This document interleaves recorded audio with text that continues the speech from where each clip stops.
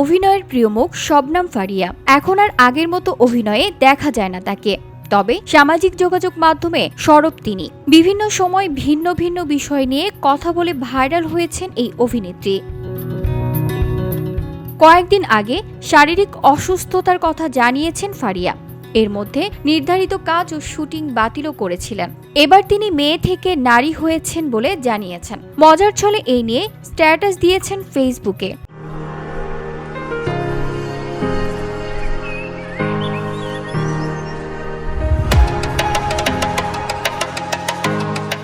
পোস্টে ফারিয়া লিখেছেন, যখন কিউট কিউট কাপ পিরিচ দেখলেই কিনতে ইচ্ছে করবে, বুঝতে পারবা তুমি মেয়ে থেকে বেডির দিকে পা বাড়িয়েছ।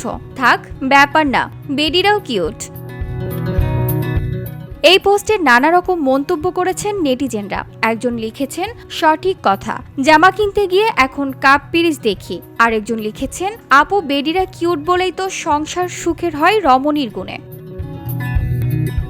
গত বছরের তৃতীয়বারের মতো বিবাহ বন্ধনে আবদ্ধ হয়েছেন ফারিয়া। পাত্রের নাম তানজিম তৈয়ব। তিনি রাজশাহীর ছেলে। বর্তমানে তিনি বাংলাদেশের একটি শীর্ষস্থানীয় বেসরকারি ব্যাংক অ্যাসিস্ট্যান্ট ভাইস প্রেসিডেন্ট হিসেবে কর্মরত।